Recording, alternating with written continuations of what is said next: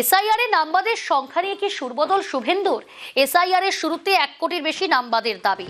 আজ supplementary voter তালিকা প্রকাশ।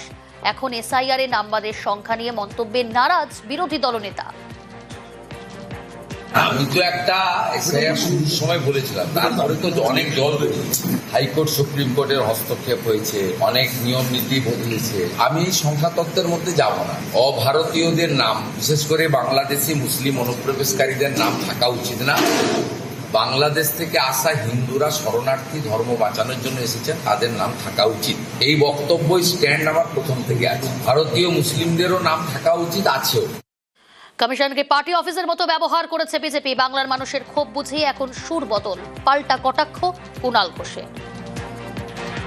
BJP জাতীয় নির্বাচন কমিশনকে পার্টি অফিসের মতো ব্যবহার করেছে। বৈধ ভোটার কে বন্দ্যোপাধ্যায় বাবা লেখেন, ছেলে লেখে ব্যানার্জি, ডেকে পাঠাচ্ছে, কেটে দিচ্ছে, অ্যাডজুডিকেটেড। প্রথমে বলেছিল 1 কোটি 2 কোটি বাদ যাবে, লক্ষ লক্ষ রোহিঙ্গা, একজন রোহিঙ্গাকে বার করতে পারেনি, অবৈধ বাংলাদেশিকে বার করতে পারেনি ভোটার তালিকা থেকে। সেই জায়গায় দাঁড়িয়ে এখন শুভেন্দু অধিকারীরা বুঝেছেন মানুষ ক্ষিপ্ত, বাংলার মানুষ এই হয়রানিতে, এখন সুর বদলাতে হচ্ছে।